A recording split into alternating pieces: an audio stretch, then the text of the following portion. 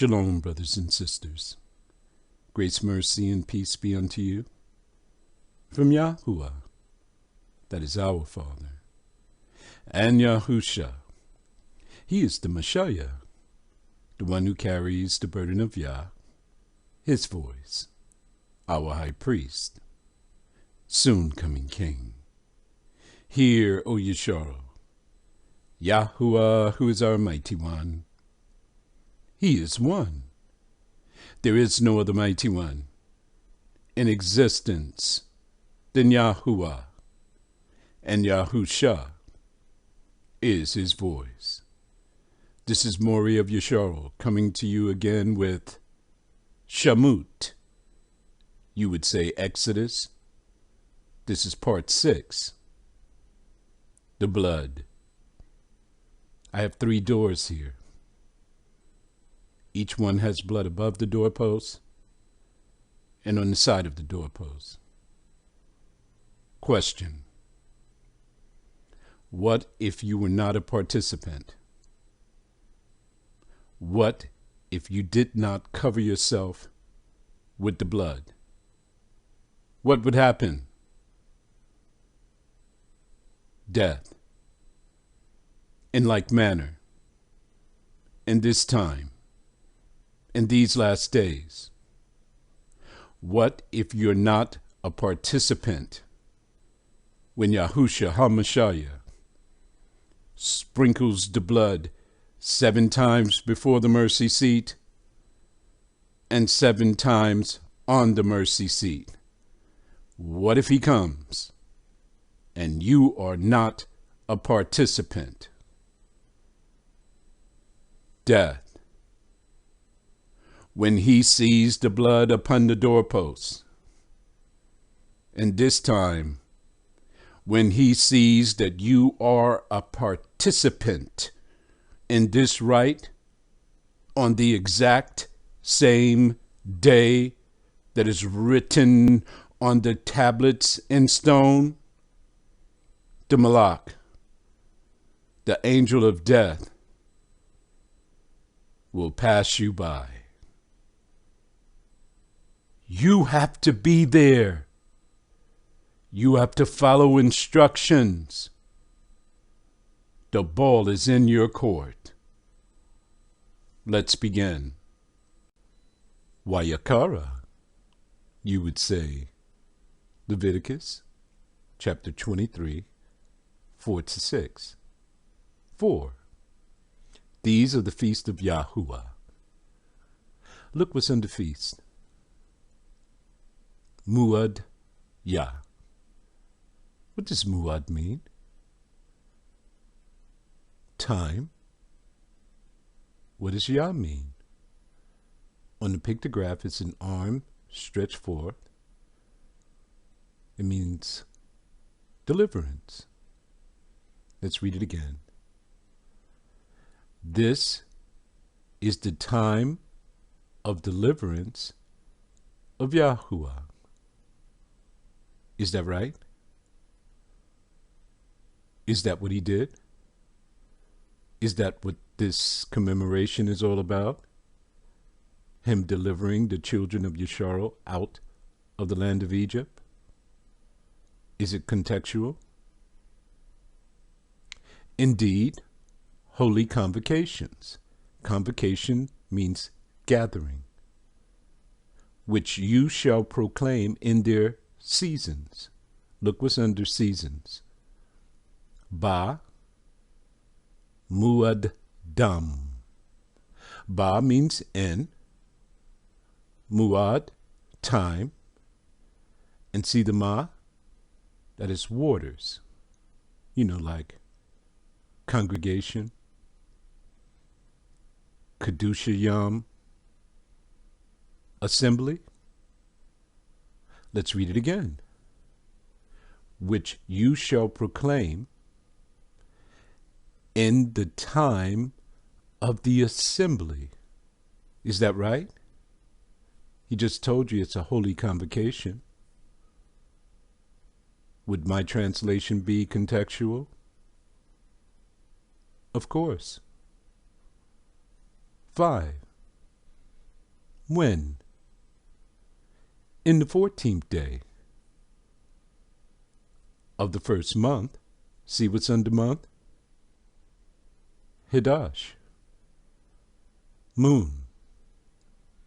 Any shamash here? Sun? Did it say anything about in the first new moon after an equinox? Is equinox mentioned here? What about a sundial? You know, use the sundial, find the beginning of the year on the solar calendar, and then count 14 days to the feast. Does it say that here? Why am I saying all of this? This is a statute forever, throughout your generations. If he wanted you to do any of those things, he would have said it here. He only said for you to follow one sign, the moon, and the moon falls behind. That's why we're in January. We followed instructions to the letter. We have not added to nor taken away from the book of the law at all. He is so proud of us. We've overcome this world. We can remember, and all the children of YASHARAL will forget, will not find the path of years. But he opened up our minds. We remember now. We've come back to the old way, which is the good way, that we may find rest for our souls. 6. And on the 15th day of the same Hadash is the feast of unleavened bread unto Yahuwah. 7 days you must eat unleavened bread. I remember when I first started teaching, people were confused. They thought the first 14th day in the evening was a different day than the 15th day. But they are the exact same, just a different way of saying it. The 14th day in the evening, when the evening comes, it's the beginning of the 15th day. How does a day work on the lunar event? From evening to evening. How does a day work on a sun calendar? From sunrise to sunrise. Do you understand what I just taught you? There is no sun calendar. There's only an evening to evening count. To Yahuwah, who are you having this feast to? Oh, I forgot. Baal. 7. In the first day, you shall have a holy convocation, gathering. You shall do no servile work therein. Suppose you go to work that day.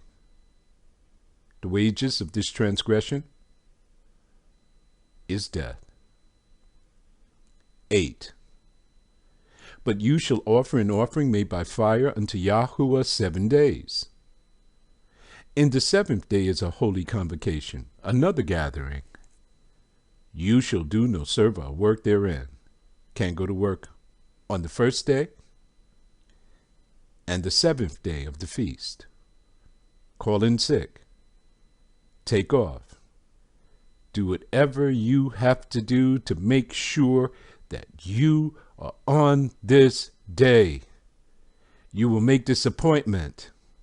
Something special will happen on this day. What is that? Well, look.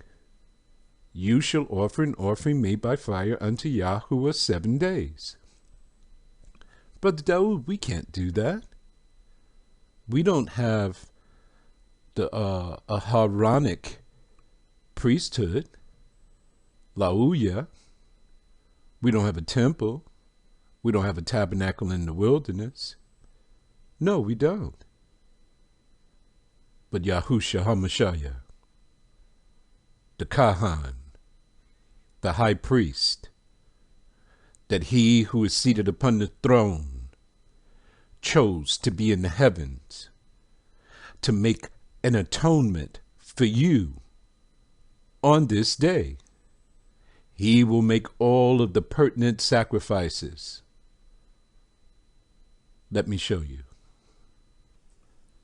Bamad we would say Numbers, chapter 16, 22.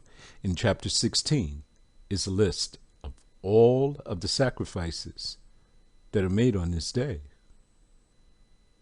And one goat for a sin offering to make an atonement for you.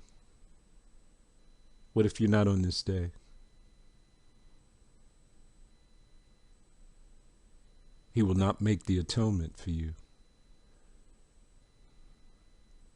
You have to line up with the high priest. The high priest will not line up with you. This day is on the tablets of stone in the heavens. It is the 14th day in the evening of the first Hadash of the year. In the matrix in which we live in, on Pope Gregory's calendar, it would translate to the 15th day in the evening on Pope Gregory's calendar. The high priest who is in the heavens will sacrifice the goat on your behalf. He's in the tabernacle not made with hands. He has 12,000 of the tribe of Levi in the heavens to assist him. He's going to sacrifice the goat. He's going to put the blood in the basin. He will dip his finger in it. He will sprinkle the blood 7 times before the mercy seat and 7 times on the mercy seat. When he who is seated upon the throne, Yahuwah, sees this, he will cancel the death penalty on your behalf. The only thing you have to do is be a participant. 9. And Yahuwah spake unto Moshe again and said this. 10. Speak unto the children of YASHARAL. There's your target group. From Genesis to Revelation, he only speaks to one people, no one else. And say unto them is a pronoun, describes persons, places, or things. Who is them? The children of YASHARAL. When you is a pronoun. I keep saying this so that when you read, you'll see these things and you'll know he's only speaking to one people, not the world. When you, only you, the promise is only for one group of people, the children of YASHARAL, when you be coming to the land, which I give unto you, and shall reap the harvest thereof, then you shall bring a sheaf of the first fruits of your harvest unto the priest. Hold it 1 second. So you said this promise is only for the children of YASHARAL when they come into the land? Yes. Who are those people over there? They said they are the people of the book. Have they received a harvest? Not from Yahuwah. Can I prove that? Of course. They said in 2019 that the barley harvest was not ripe, so they had to add a 13th month. They moved to a place that will be warmer. They're using irrigation for their crops. The Father did not pour out his precious rain for them. hey, every 2 to 3 years, they have to use the rules of postponement and adjust the calendar to bring it back to April. Why? Because they say April showers bring May flowers. The fathers altered the weather. It's not working for them, or else they would not have to make an adjustment. I want you to understand something. The promise is only for us. No one has seen such a spectacular event as the Father giving us a harvest year-round for thousands of years. Why? Because we're not in the land. Look at the rest of the command. When you get there, you have to bring a sheaf of the first fruits of your harvest unto the priest. Do the Jews bring a sheaf to the priest? They don't have a priesthood. They don't have a temple. They don't have a tabernacle in the wilderness. They don't have a Messiah. How did they get in the land? Balfour Agreement. You see, the law reveals transgression. The law reveals wickedness. Now that we understand the law, we know these people not to be what they said that they are. 11. And he, who's he? The Kahan, the priest, shall wave the sheaf before Yahuwah to be accepted for you. On the morrow, after the Sabbath, the priest shall wave it. Yaka and I were talking about this sheaf. You see, Yahuwah is the one who is responsible to give you a harvest, and you don't believe it. Every time a person says that your feast will be all the way back in the winter months, it means that they don't believe that he has the power to open up the windows of heaven and pour you out a blessing where there will not be room enough to receive it, no matter what time of the year it is. They're making their assumptions on the weather patterns of the land of their captivity. The Promised Land is in a different climate zone than in the north. Again, when will you receive all of these blessings? When you come into the land. Yaka and I were talking about this. We said, man, you'll know who didn't bring a sheaf, because their fields will be dry and barren. 12. And you shall offer that day when you wave the sheaf a he-lamb, without blemish, of the first year, for a burnt offering unto Yahuwah. When is this again? When you come into the land. What else is going to be offered on that day? Let me show you. Let's drop down to verse 19.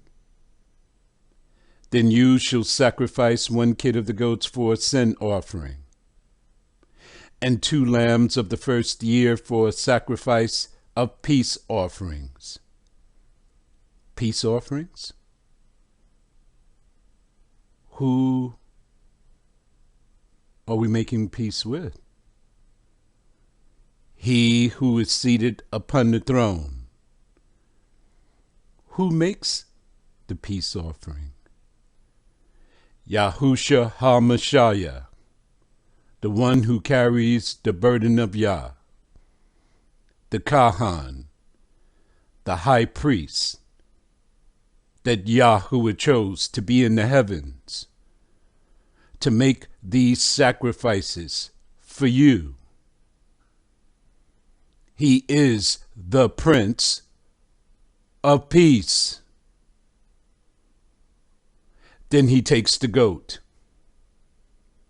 sacrifices him, He has 12,000 of the tribe of Luyah in the heavens with him. They're all virgins, just like he is. They aid him in this lofty event that happens in the heavens.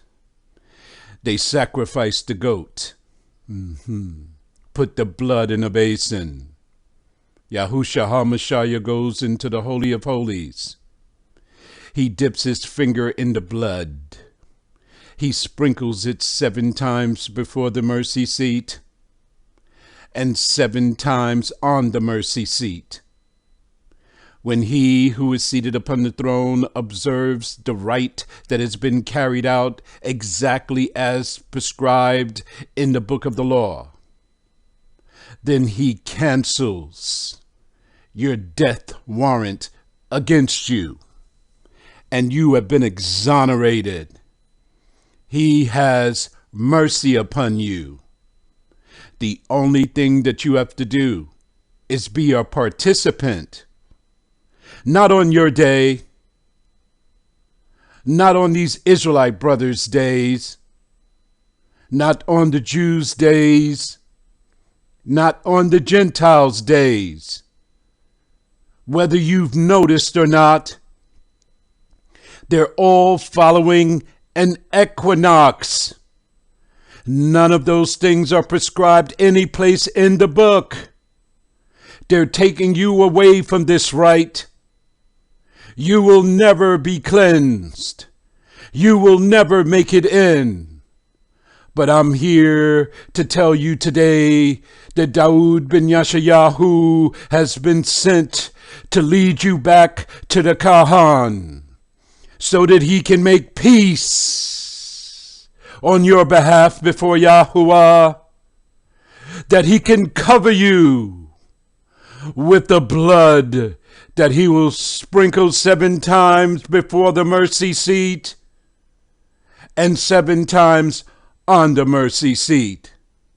And it shall all happen in this day, 1/15/2024, which translates to the sky of the 14th day. In the evening, we'll bring YAHUAH'S PASAH. Be there or beware. Shalom.